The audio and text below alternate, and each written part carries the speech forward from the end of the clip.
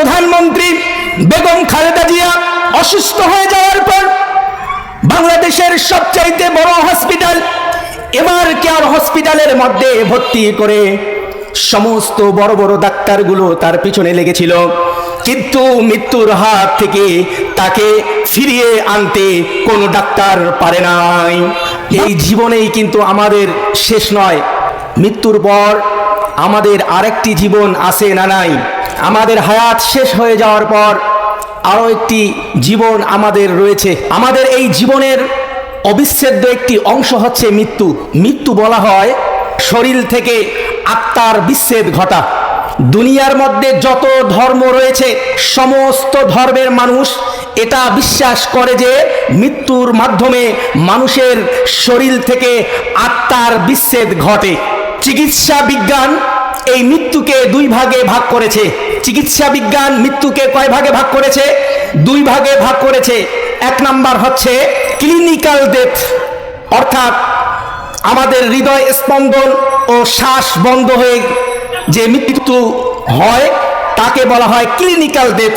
দুই নাম্বার ভাগে চিকিৎসা বিজ্ঞান যেটা রেখেছে তা হচ্ছে বায়োলজিক্যাল ডেথ, অর্থাৎ মস্তিষ্কের কার্যক্রম বন্ধ হয়ে যাওয়া। আর কোরআন ও হাদিস মৃত্যুর ব্যাপারে, মৃত্যুর বাস্তবতা সম্পর্কে বলে যে পৃথিবীতে যত প্রাণী রয়েছে সমস্ত প্রাণীকে একদিন মৃত্যুর স্বাদ গ্রহণ করতে হবে। আল্লাহ রাব্বুল আলামিন কোরআনুল কারীমের মধ্যে বলেন, কুল্লু নাফসিন যায়িকাতুল মাউত, প্রত্যেকটা প্রাণীকে একদিন মৃত্যুর স্বাদ গ্রহণ করতে হবে।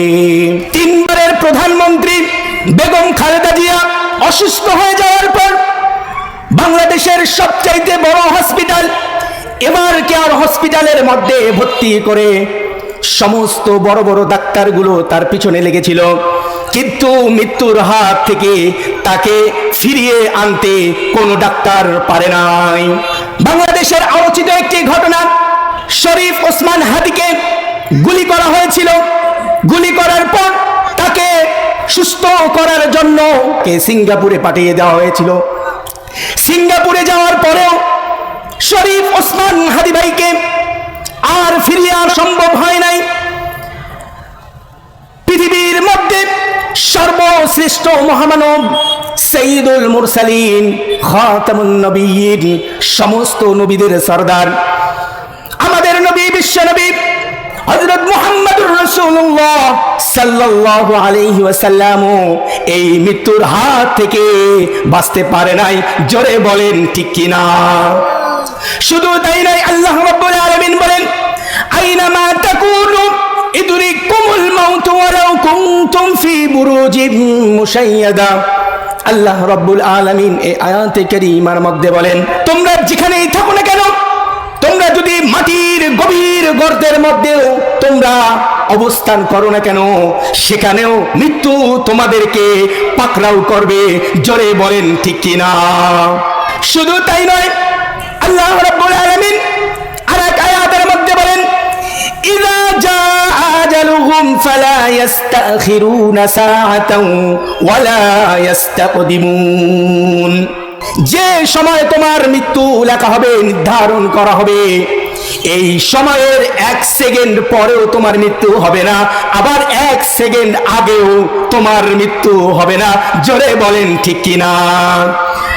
আল্লাহ রাব্বুল আলামিন আরেক আয়াতের মধ্যে বলেন, ওয়ামা তাদরি নাফসুম বিআই আরদিন তামুত ইন্নাল্লাহা আলিমুন খাবীর। আল্লাহ রাব্বুল আলামিন এই আয়াতে কারীমার মধ্যে বলেন, কোন আত্মা জানে না যে তার মৃত্যু কখন হবে, কোথায় হবে। অর্থাৎ দুনিয়ার মধ্যে কোনো মানুষ কিন্তু বলতে পারবে না, আপনারাও বলতে পারবেন না, আমিও বলতে পারবো না যে আমার মৃত্যুটা কোন জায়গার মধ্যে হবে। বলেন ঠিক কি না? মানুষের মরণ কোথায় হবে এটা আল্লাহ রাব্বুল আলামিন ছাড়া দুনিয়ার আর কেউ জানে না। বলেন ঠিক কি না?